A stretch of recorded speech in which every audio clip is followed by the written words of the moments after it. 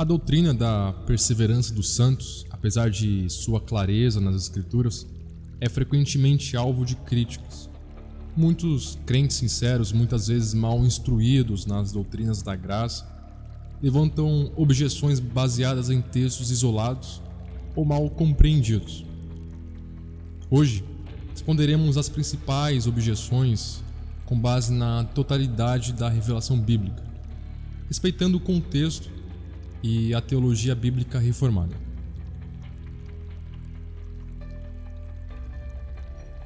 Uma delas é: e se a pessoa se desviar da fé? Esse argumento faz parte do pressuposto de que a fé salvadora pode ser abandonada definitivamente. Porém, é fundamental distinguir entre uma fé meramente externa e emocional, e a fé verdadeira e regenerada pelo Espírito Santo.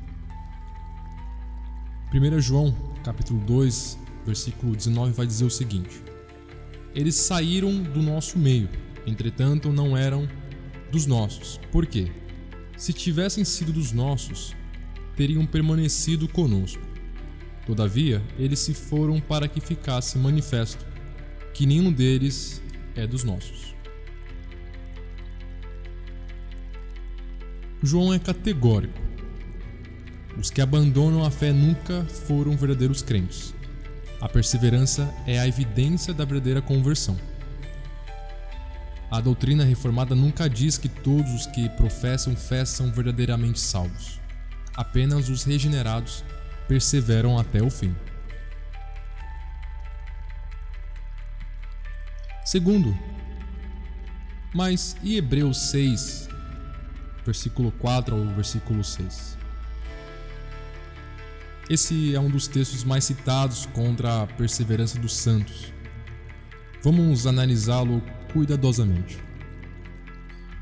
Dizendo o seguinte: é impossível, pois, que aqueles que uma vez foram iluminados e provaram o dom celestial e se tornaram participantes do Espírito Santo e provaram a boa palavra de Deus e os poderes do mundo vindouro e caíram. Sim, é impossível outra vez renová-los para arrependimento. O texto descreve experiências poderosas, mas não necessariamente regeneração. A palavra do grego provar, ievomé, significa experimentar superficialmente, não apropriar-se plenamente. Jesus usou o mesmo verbo em Mateus versículo 34 do capítulo 27, quando recusou provar o vinagre. Ser participante do Espírito não significa possuir o Espírito como habitação permanente, mas estar em contato com sua atuação, como foi o caso de Judas e dos israelitas no deserto. O próprio contexto de Hebreus 6, 9 esclarece que os autores não falam dos regenerados. Quanto a vós, porém, amados, estamos persuadidos das coisas que são melhores e pertencentes à salvação.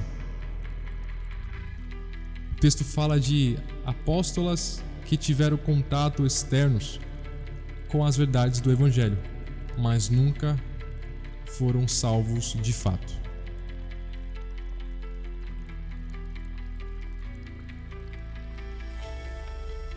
Mas a Bíblia diz que podemos ser riscados do livro da vida, citando Apocalipse 3, versículo 5.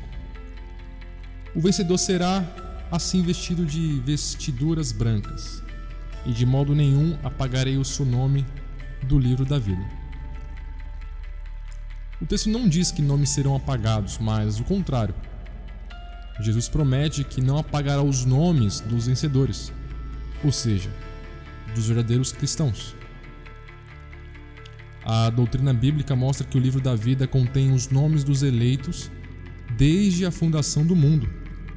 Lá em Apocalipse capítulo 13, versículo 8, capítulo 17 e versículo 8. Não se trata de um registro temporário e mutável. Apagar nomes seria contradizer a imutabilidade dos decretos de Deus e a eficácia da obra de Cristo. A promessa aqui é de segurança, não de ameaça.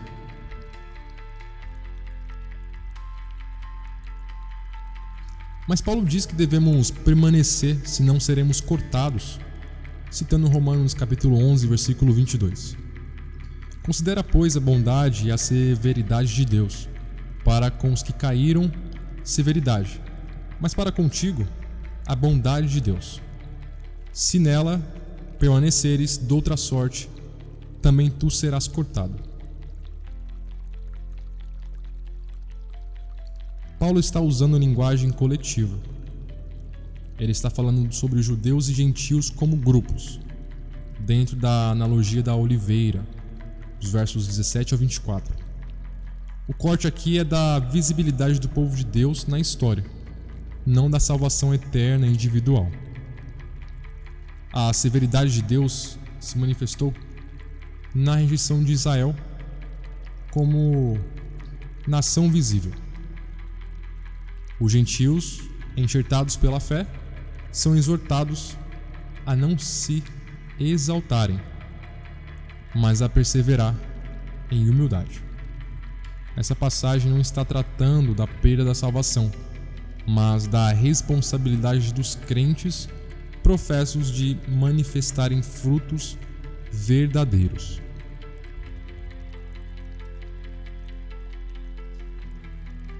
Se a salvação não pode ser perdida, então podemos pecar à vontade. Essa é a mesma acusação feita contra Paulo em Romanos capítulo 6, versículo 1. Que diremos, pois, permaneceremos no pecado para que seja a graça mais abundante? De modo nenhum. Como viveremos ainda no pecado, nós os que para ele morremos? A verdadeira graça nunca encoraja o pecado, porque ela transforma o coração. O salvo tem uma nova natureza. 2 Coríntios capítulo 5, versículo 17.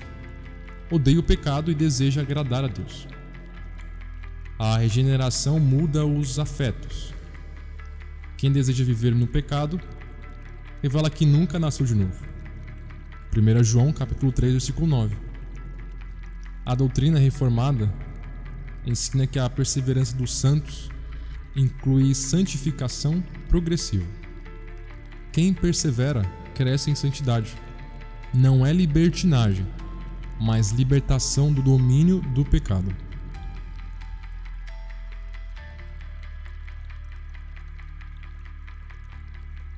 Objeções contra a perseverança dos santos nascem, em geral, de uma leitura superficial da Escritura, da confusão entre fé aparente e fé salvadora, e do desconhecimento do plano soberano e imutável de Deus.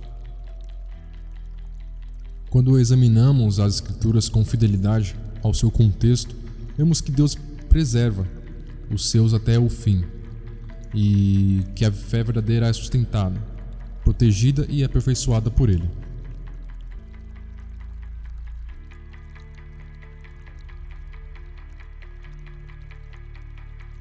Se essa exposição te edificou, curta, comente, compartilhe e inscreva-se no canal.